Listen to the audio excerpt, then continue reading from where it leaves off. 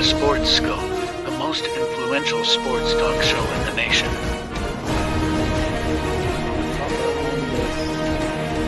What is today, the 19th? Stay tuned for updates and great sports content. Hello, everybody. Welcome to Sports Scope. I'm your host, Robert Butler, on this 17th day of April. Got a great show with you on for tonight. Bill Belichick. Looks like Kraft gave him a bad reference, dogging the guy out. He's going to have to rehabilitate his long article on ESPN about how the process of him not getting the job with the Falcons and Kraft essentially giving him a bad reference. Looks like he's going to rebound though, and or try to. Don't let me put anything ahead of myself. Rehabilitate his image and do the Peyton Manning cast there, the Manning cast, the Monday night game. He's going to do that. That's ironically that came out on the same day that this essentially it's a hit piece came out from ESPN. Backhanded compliment. Also, the brother. Let me make sure I got this right.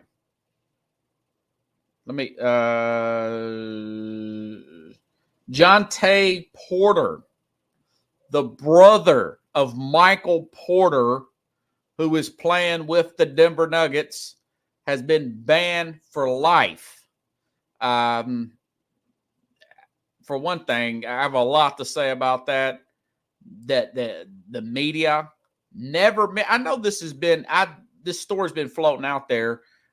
He's been banned for life for sports gambling, betting on his team to lose. Also, taking the under on some certain stats. I didn't know that was even available for players that didn't get his lack of playing time here, but it was.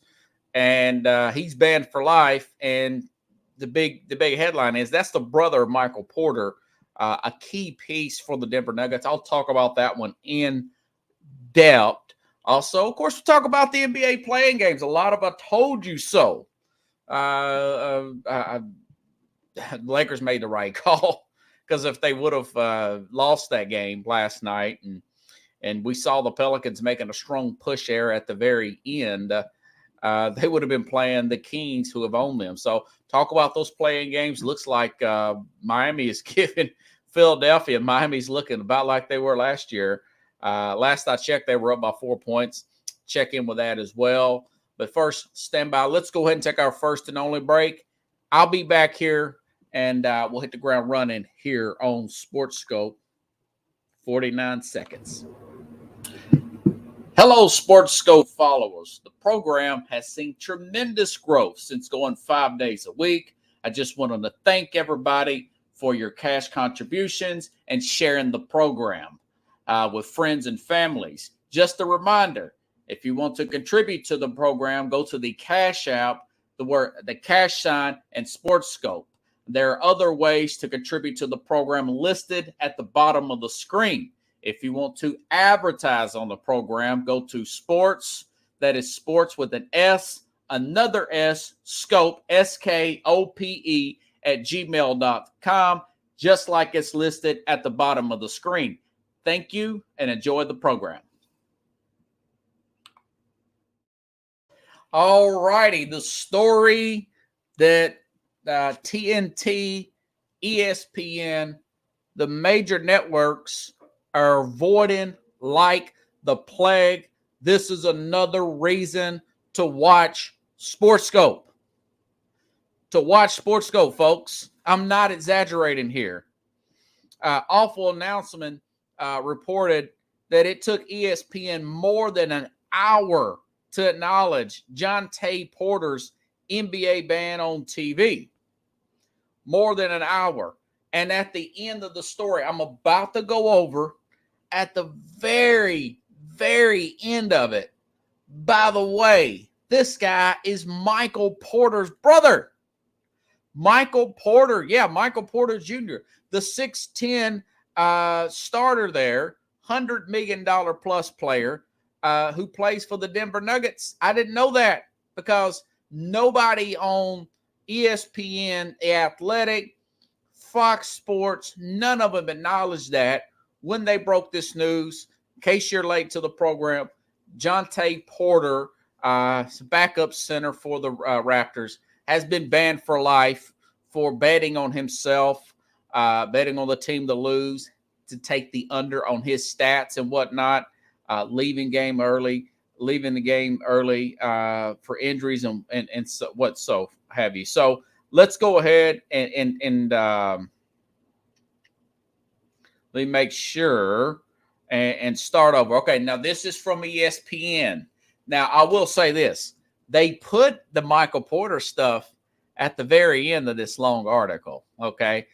So Adam Silver comes out today, bans this guy for life. Sports gambling, the Supreme Court ruling came about in 2018. Since then, states have been adapting. It's not in all 50 states. Sports gambling. I'm out of Tennessee. You can gamble on sports. Certain states, you can't do it in California. Go figure. Everything else is legal. But so just kind of give the audience a little update there. We know Calvin Ridley suspended for a whole year for betting on football. Didn't bet on himself to lose or anything like that. He was out of the league, but he was betting on football, year-long suspension. So the major leagues, since this has been adopted, they have leaned in one sense to these sports books, your MGMs, your FanDuel, which I like and use. What's the other one? DraftKings and whatnot. But they also have to read the riot act of the players. You don't want to look like the game is fixed. Okay.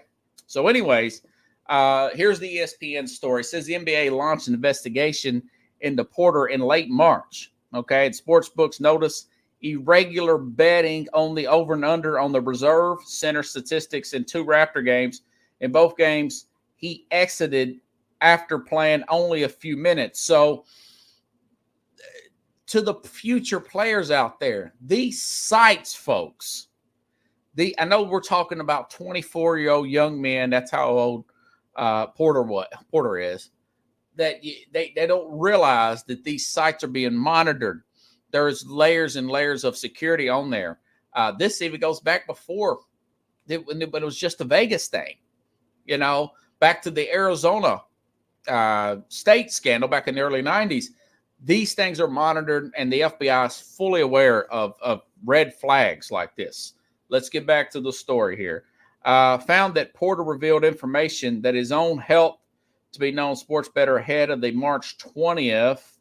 The NBA's investigations found that Porter revealed information about his own health to a known sports bettor ahead of the March 20th game against the Kings.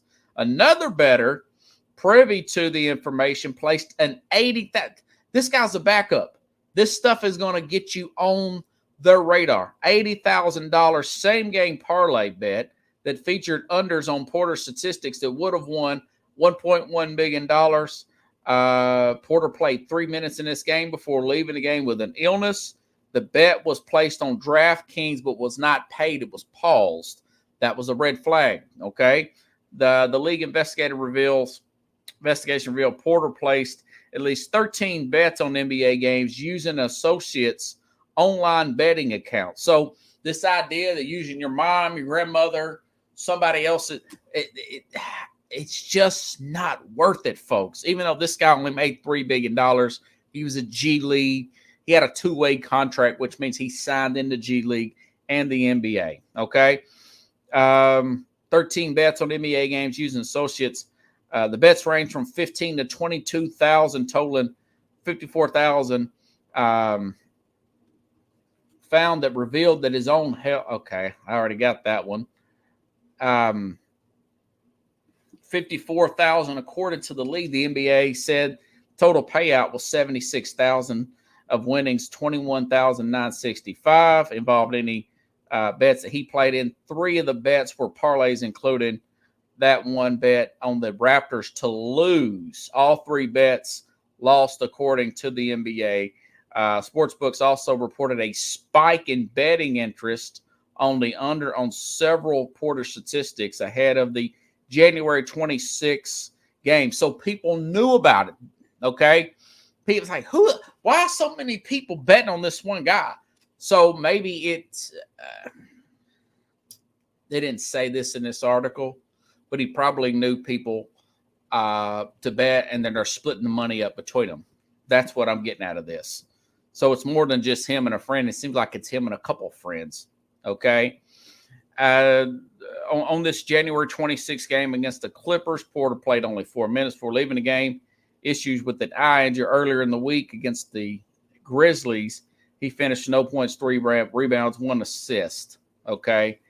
And of course, a sportsbook industry source who noticed that the surge in betting of Porter props in 2 games told ESPN of the same betting accounts attempted to place larger than normal bets in both instances. Most of the betting accounts that backed Porter unders in the games in question were located in New York, New Jersey, and Arizona.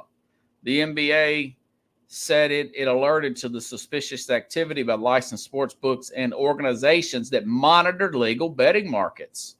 The Las Vegas firm Integrity, which works with sports books, leads, and state gambling regulators and monitored the Porter abnormalities, said it's proud to continue to support its initiative. Okay. And again, so it goes on to say how this all came about. All right. And again, back to my own personal notes here, that again, this guy he's the brother of Michael Porter. Now, Michael Porter Jr., Nuggets fans, is not implicated in this. But this goes to show you how you simply cannot trust what he is, just what he. When you read a story, and you're really interested in the actual facts of a story, you have to go in and look and scan down to the layers of the story. That's how they protect themselves, ESPN. But the truth of the matter is, if they were a legitimate sports talk network that liked to get to the truth, they would have had panels on this, talking about sports betting, talking about the ups and downs of it, talking about the integrity of the game. But instead, they avoided this for a long time, talking about this. And quite frankly, I'm apologizing to you because I've never heard of this guy. If I would have done, there were so many big stories over the last several weeks that I've been covering, this Caitlin Clark phenomenon, NFL trades, that sort of thing. But if I would have just done a little bit of research, I would have found out this guy's Michael Porter Jr.'s brother. That's a much bigger story.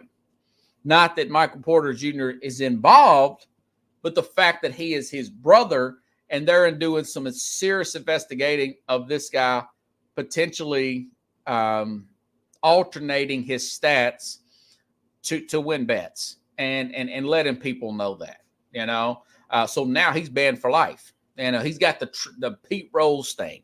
My thing is, again, I brought up Calvin Ridley, 1 year suspension. We talked about this in the NFL going back last year. The NFL put some crazy rules in there. Now, they went too far the other way with it, saying that you can't bet on a non-NFL sporting event at the facility, and that didn't make any sense. They went a little heavy-handed into it last year, suspending players at Nicholas Petit, Farid, right tackle for the Titans, Jameis Williams, the wide receiver for the Lions, you Detroit Lions fans. So, again, since 2018, this started to become legal in different states. These prop bets, you really have to scan down on certain apps here to find prop bets like a backup centers over and under for points, assists, and whatnot. I'm surprised that they even showed that, and $80,000. Look, I don't think I could go over 5,000. I want to say that my account, now I don't know if you have to get approval from FanDuel, but mine won't go over 5,000. I could check it real quick. But so when you put $80,000 on a backup center to come under on something, that's going to cause a red flag. And my issue with this is now he's got a rich brother, may be able to help him out. I don't know how close him and matter of fact, here we'll do Miami. Listen, side note here: Miami's up 48-37, looking like Miami did this time last year in the playoffs. Here, something told me not to take this Philadelphia team. I was very tempted to do so. Miami's playing like Miami. Let's see what the limit is here. Max wagers 48,000. Okay, I guess it just depends on what you're betting on, because now it's saying max wagers 38,000 and something. Go figure. So there are limitations on certain of these apps here.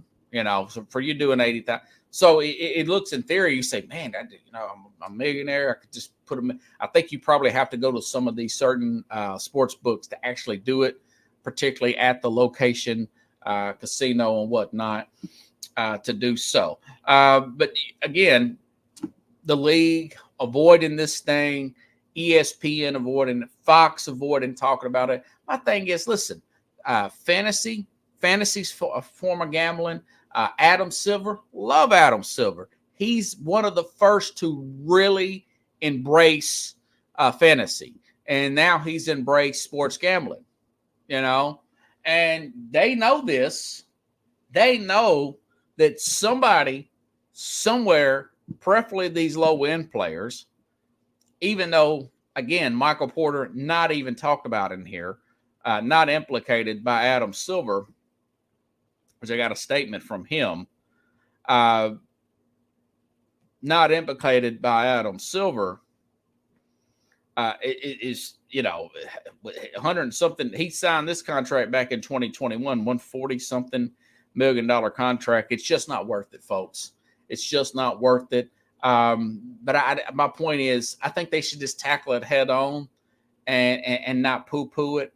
This is going to be tempted. Go ahead and lay the law down. Look what MLB did. Nobody, myself included, really thought that the MLB would lay the hammer down on PEDs. But we've seen now, 50 games, 106, 50, 80 or 80 game, 160 game suspension.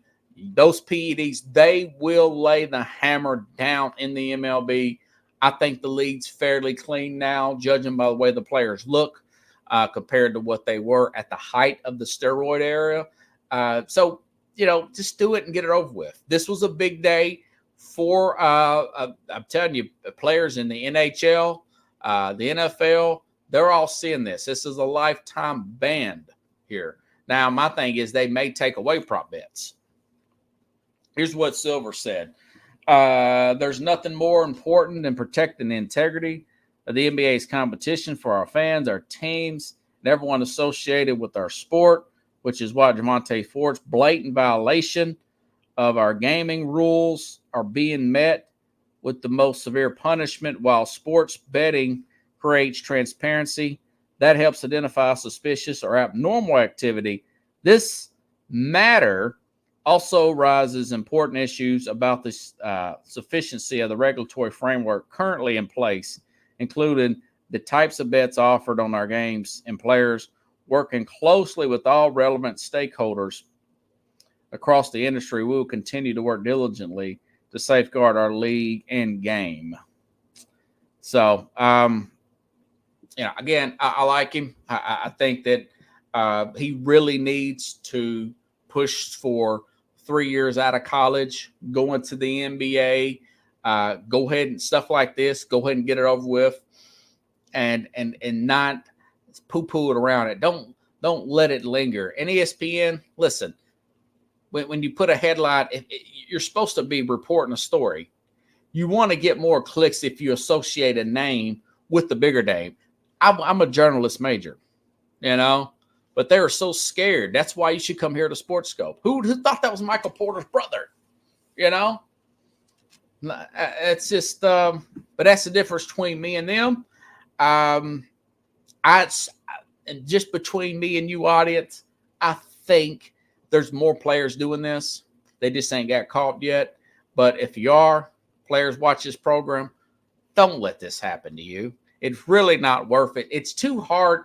You're never going to make the big amount of money that you think you can make doing these illegal bets like this, because it's just going to cause a red flag. And the more people that know about it, the more people that have something on you, the more likelihood it is going to get out. That is the truth about it, about certain things like this. Okay. Switching gears here. I guess I'll go to yesterday's games. Okay. Now, I'll tell you what, this Laker team, I was talking about them yesterday. I was proven right. Your who was that guy? Mike Greenberg, Colin Cowherd, your Fox people, all proven wrong. Okay. They assumed, when you break down assume, ASSUME, that the Warriors were going to beat the Kings. I thought they would too, but Kings pushed them to 7 games last year. Sabonis having a career year inside. You can't assume anything if you're a Lakers fan. If you're a Laker coach, kudos to Darvin Ham. Played Anthony Davis, played LeBron, went down to New Orleans, took care of it. Game got close there at the end. Big run there by the Pelicans there, end of the third quarter, going into the fourth. Thought that there was a point there in the fourth quarter. I think the game was tied or was a 2-point game. And I thought to myself, okay, these guys are going to come back. The Lakers look a little winded, and then the Lakers make a play. Just a bad shot selection by the Pelicans, and then we know what happens. Zion gets 40 points, but he also runs out of gas, and he leaves the game with an injury. That's a story of the guy's career, right? But Darvin Ham made some good comments here. He says after their play-in game, we want the smoke. We ain't dunking fades. He's saying, listen, we're not going to duck Denver. Because look, they if they would have lost, they would have played the Kings in a 1-game single game elimination. And the Kings are 4-0 against the Lakers this year. The Lakers are 4-10 against the Kings.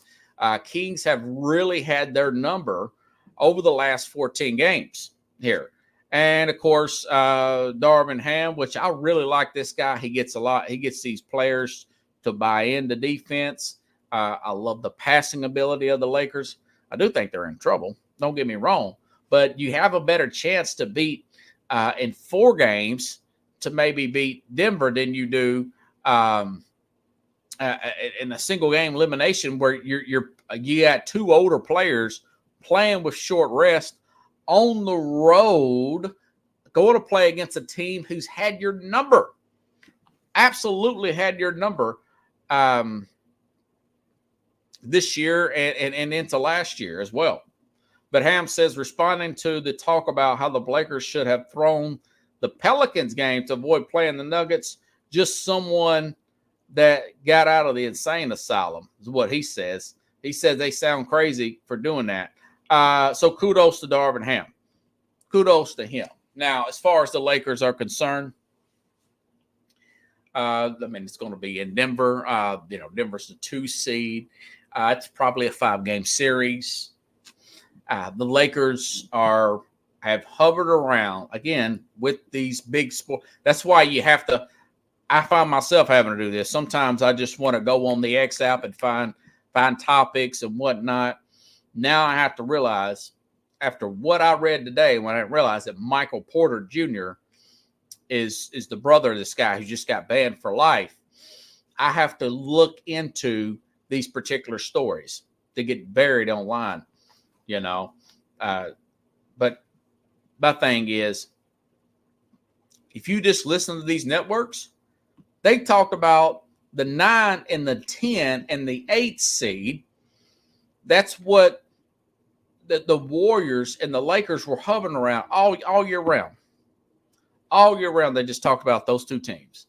And as I said last year at this time, that these teams are both led by older players, okay, and not a team that has went past the 5.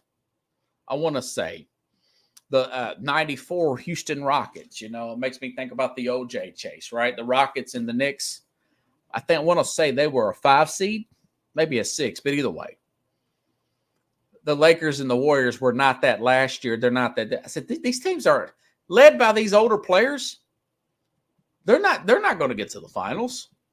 Not against this hungry Denver team. Not against even though they're older too. They've got 2 somewhat prime players. I know Booker's in his prime.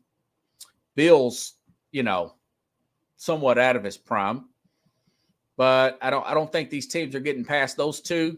And I quite frankly, in the 7 game, I'm not sure if they would have got past Dallas. Dallas is playing really well. Now, of course, the Clippers are banged up too. But anyways, so it's a lot of hype on 2 teams that are hanging on. One's already done. I was right about that with the off season. Klay Thompson, by the way, no points. No points in the Kings game. They were beat 118-94. All right, now they actually thought they would probably knock the Kings out. And that goes to show you, Kings didn't have Malik Monk and Kevin Huerter. Those are 2 bench players. It's really not about the bench. It's about your starters. It's about sizing up your bench, per se, and finding out those 1 or 2 players that you really want to lean on per matchup in the playoffs. Okay? But I mean, they ran off with it. People talk about Klay Thompson.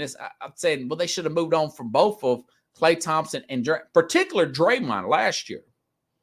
When Draymond was getting towards the end of the season last year, I said they should have went for oh God, now the guy's slipping my name here.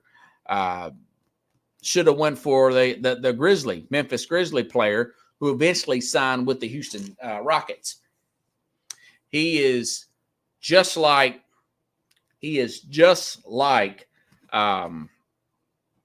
Draymond Green, but he's 27. Green's what, 33, 34 years old? Now the Rockets, they came up a little short there. They went on a little bit of a run at the end. But let's see what this guy's name is. Make sure my mind went blank. Just can't think when your mind goes blank. I had so much I was working. Dylan Brooks. Yeah, Dylan Brooks here. 27-year-old Draymond Green. I would have tried to have moved. Klay Thompson. Klay has not quite been the same since his surgery a few years ago. He's just not consistent enough. And defensively, he's not that. Of course, their reign is over. I said it coming into last year. And now it's proven right. This year, I read something like, Steph Curry's like 0-3 in these playing games. And I was listening to Colin Cowherd and Jason McIntyre show yesterday. And they were talking about that Warrior team beating the Bulls team. The Warrior team, the bet, because this dynasty's done. I mean, these guys are done. They're pretty much officially, unofficially done, right? And now more people are starting to recognize it. I mean, even Steve Kerr said, man, we got dominated in that game down the stretch. But, this core is going to be done. Somebody's going to get moved. Probably Draymond, probably Klay. There's some talks. Maybe he goes to Orlando or something like that. Gets a bigger contract there. Maybe both of them. And plus, by the way, hey, Steph Curry's, 36, 37? I mean, what are you going to do? You know? What are you going to do?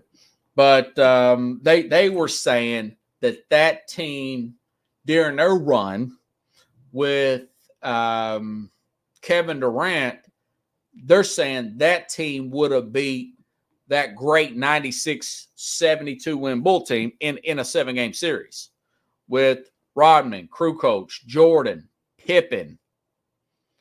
Okay. Who else on that team? Ron Harper. And I thought to myself, well, I don't think so. Even if you took out hand checking, what they failed to realize that hand checking was taken out after 93. The 96 Bulls didn't deal with hand checking, you know?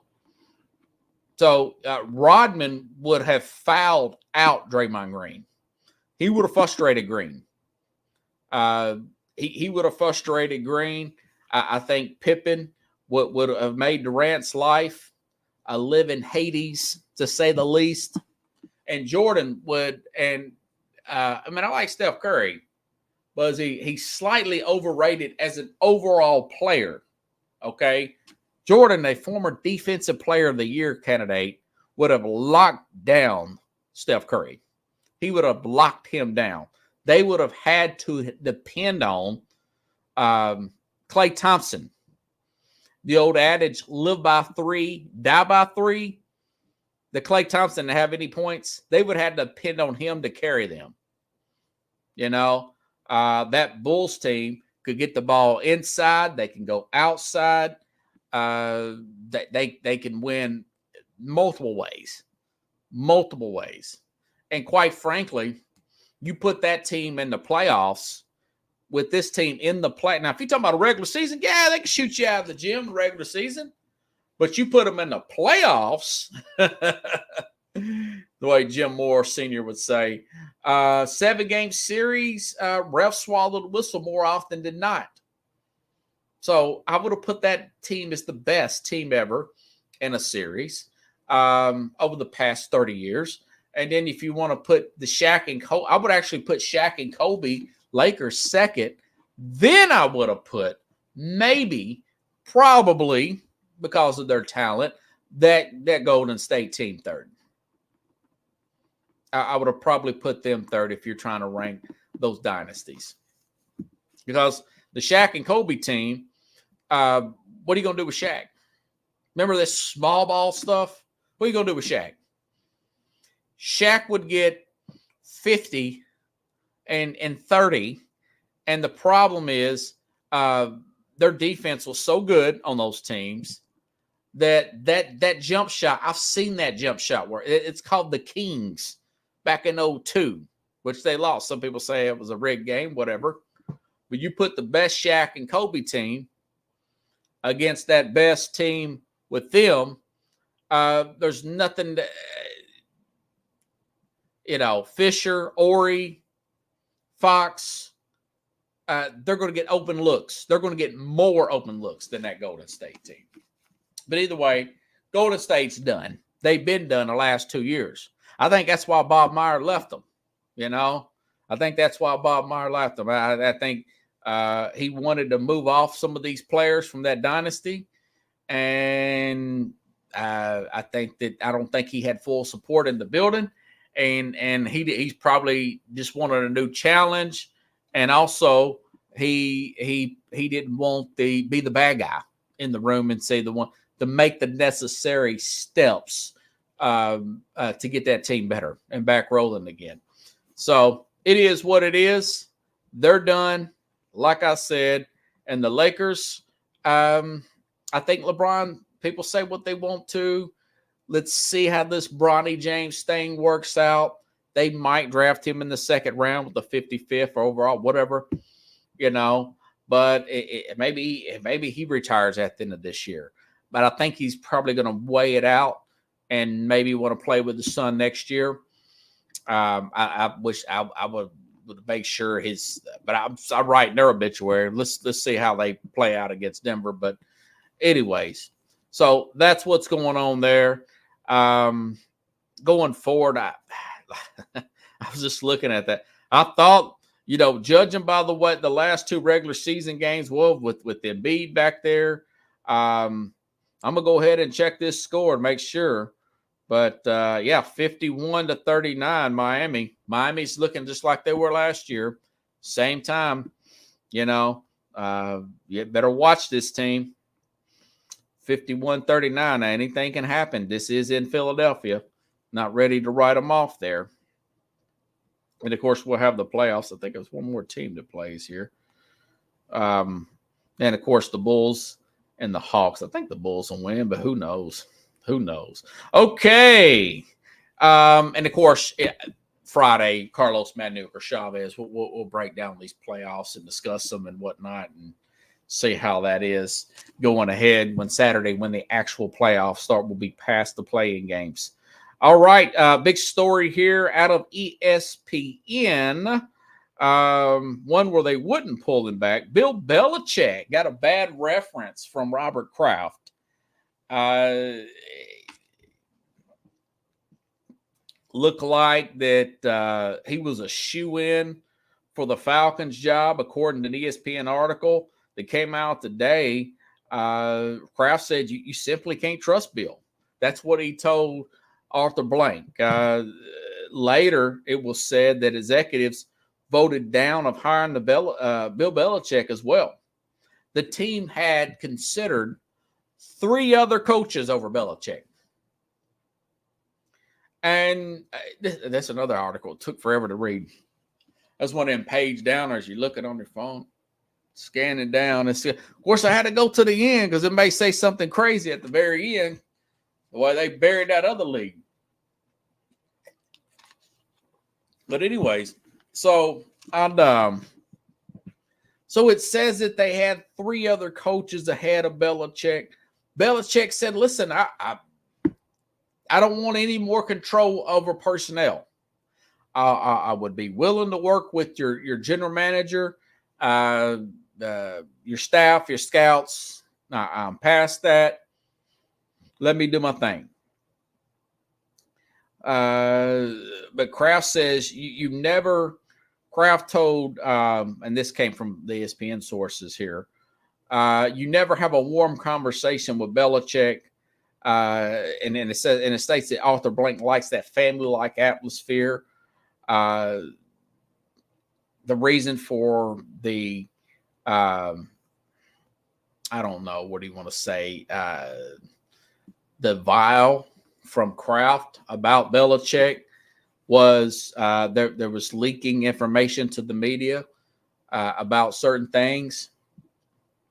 And so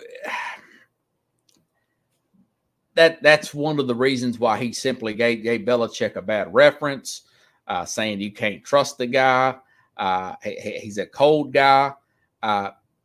Belichick also, the reason why they didn't hire him, he's 70. By the way, it was his birthday yesterday. 72 years old. Happy birthday, Coach.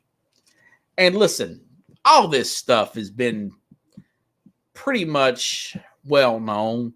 I didn't get a chance to watch the documentary. I wanted to watch it, the Dynasty documentary on Apple TV. Kraft said he didn't have editorial control. He didn't like the way it really focused on the negative. Remember, you had the Deflategate, Spygate. You had Aaron Hernandez. You had some really foul stuff come out there. The Malcolm Butler benching in the Super Bowl. They really, emphasized on that, and it looked like this is coming out. Like I say, I tried to get on the Apple. The Apple, like always, I've always hated Apple products. I've never liked Apple. I had problems getting on there. I was going to pay for the service and watch it so I could talk to you all about it. And Apple being like they are, I had a problem doing it. I guess I was supposed to have Apple. Well, I don't have an Apple product. It was very difficult. And so I said, bleep it, forget about it, I'll just read the book. It was taken from a book here, but I haven't got a chance to read it. But I pretty much got, what it was talking about. All that being said, and I do want to add Belichick 29-39, according to this article here. And of course, I could do the math in my head. Since Brady left, he wanted to get rid of Brady. Butted heads a lot there. One of the quotes from Kraft said, very, very 3 times arrogant, talking about Belichick. But, when you work with somebody who is of the ilk of a Belichick, that is really 8-time Super Bowl winner, had 2 before he got there as a coordinator. He had 6 as a head coach here. That level of success, how many did they go to? 8? They lost 2. They lost 3. They lost 3, didn't they? Yeah, they lost to the Eagles. They lost to the Giants twice. And then they won 6. 9. This is crazy. Tom Brady been to 10 Super Bowls. Went to Tampa. Belichick with 9, so over a 20-year period. That is an insane amount of success. And I think Robert Kraft should have simply looked over the fact that, that's when you're trying to become that great. Now, that being said, I would not have given him the full control of the team. And that's something that hurt Belichick.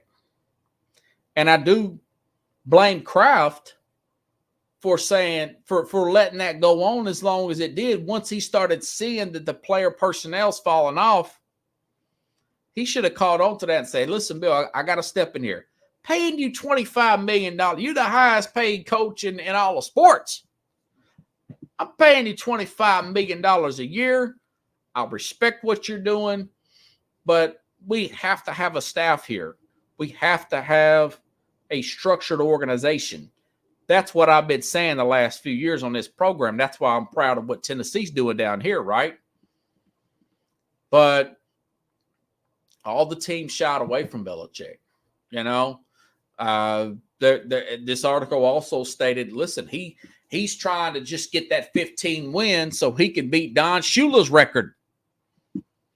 The guy is 70. He will be 73 next year. Now, if he was 62 turning 63, maybe you got 10 years left. But all that being said, Kraft is not totally, by the way, Kraft had the incident in Florida. I thought it was nonsense, but he had the incident with the massage parlor, and when his wife died, he's out trying to go out and be youth again and hang out with young people, hanging at meat mill and all that stuff. But I guess my thing is Kraft he shouldn't have been. I think he's a little bit passive. Maybe he's a little intimidated by Belichick, even though he's the boss. He's the billionaire. Why would you say you can't trust him? If you couldn't trust him, why did you fire him beforehand? So my sense is he was a little intimidated. He was a little too passive of Belichick, and Belichick became his home worst enemy. He got too much power, too much ego, and Belichick will probably has recognized that he made some huge mistakes there at the end. Taking Matt Patricia, a lifelong defensive guy, and telling him to learn a crash course, him and Joe Judge, a special teams guy, on offense, and take a second-year quarterback and work with him. And let's just see if we can make this happen. Not respecting that position at all, the development and the complexities of the quarterback position. That's a Bill Belichick, his own ego getting the best of him,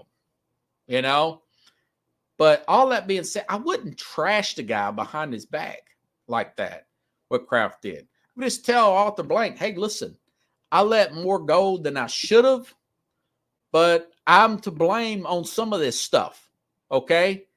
I should have picked up on it early on that Belichick was drafting players just because he knew the coach of the player rather than trusting the scouts.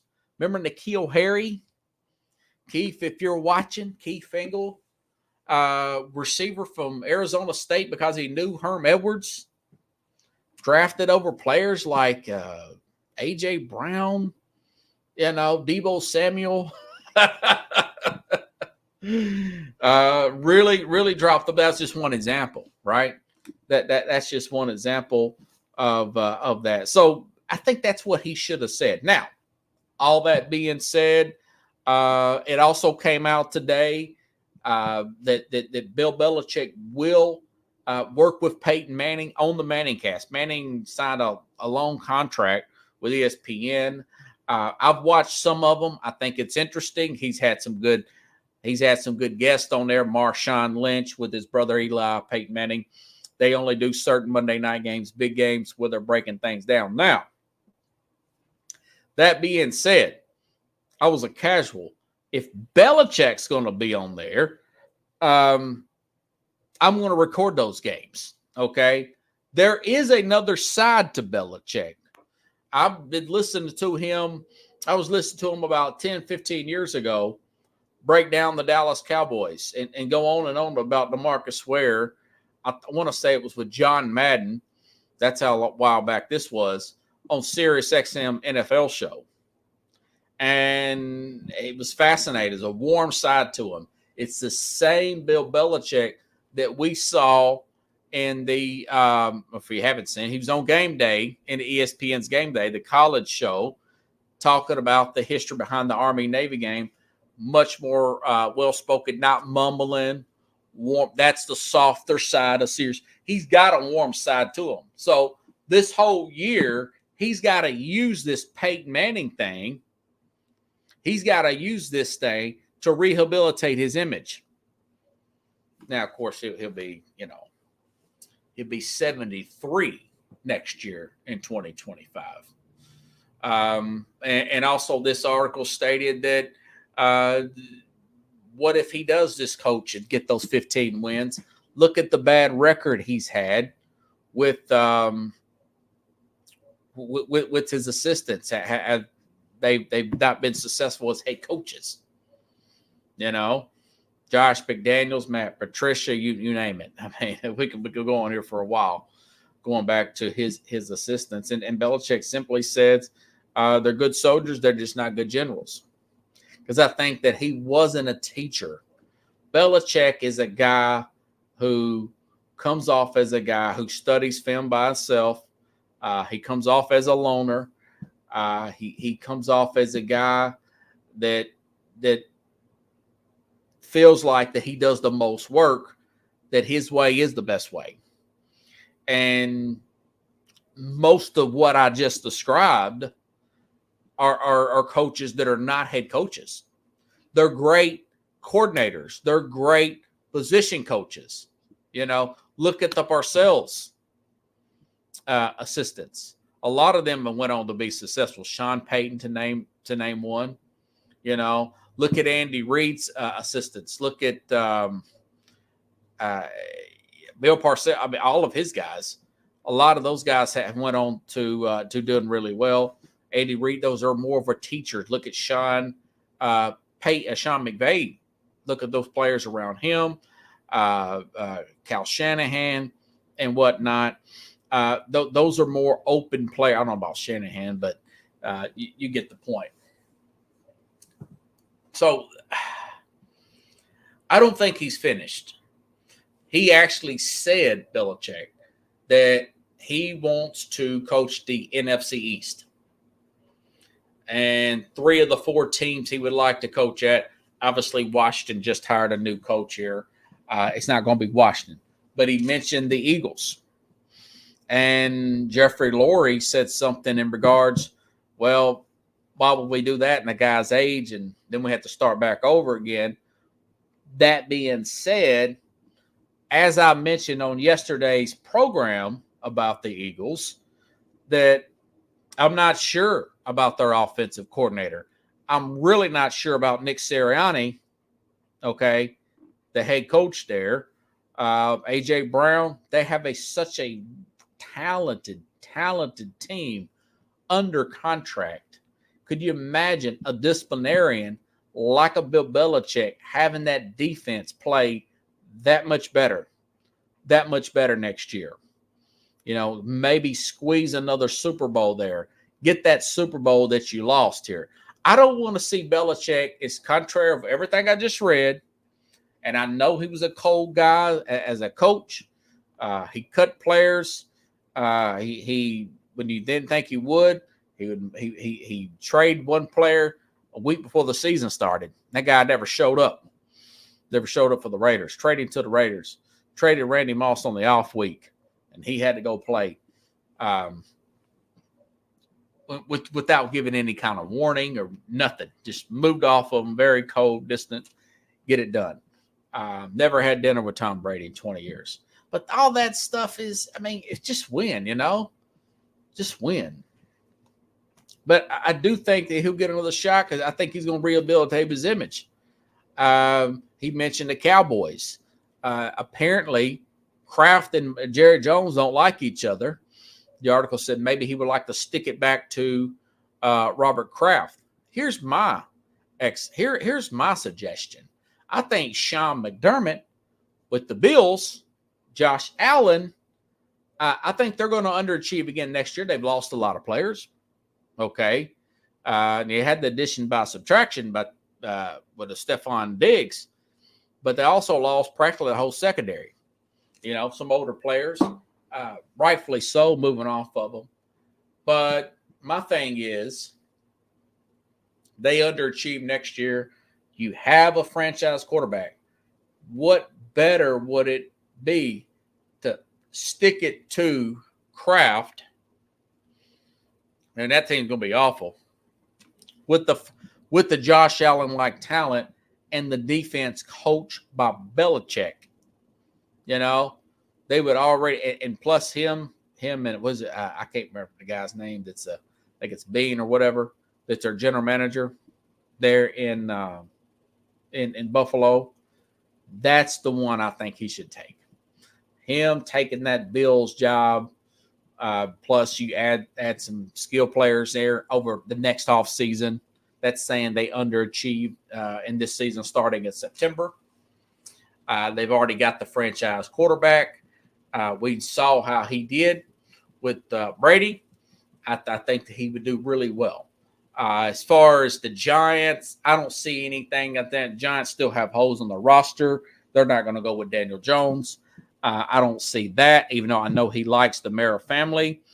I don't see the Jets because they already said he don't like Woody Johnson. Dallas Cowboys, him and Jerry Jones would fight like nobody. They claim to like each other until it comes to, a power struggle. And Belichick's friends with Jimmy Johnson, I can't see that happening in the big years. It'd be great for my show if he was a coach of the Cowboys next year. Because that there's going to be some infighting with Jerry Jones. There's going to be a lot of infighting. But they do got some talent on that team. It would be interesting to see how that would play out. So, anyways, I'll be back tomorrow. I may give you all a mock draft of the – I did 1 through 10. And, of course, next Thursday, 1 week from tomorrow – we'll be doing a live show talking about the draft. We'll be doing, I'll have it with Mad New Yorker. He'll give you his mock draft. I'll give you my mock draft. I'll try to put it at the bottom of the screen here. And we'll do that draft show for the first 10. I don't know how much longer that would go over the hour. Pretty sure it would. But I think that'll be a good show, though, being Mad New Yorker. But tomorrow, if I have time, folks, I'm going to try to give you my mock draft 11 through 20, and then maybe finish it up next week leading up to the actual draft. So just a lot of stories I'm monitoring. I'm still looking for possible trades in the NFL as we get closer to that day. Still monitoring that. So Again, if you like the show, please share the show. Help me build this thing up, everybody. Otherwise, I'll see you all tomorrow, same time, same place here on Sports Scope.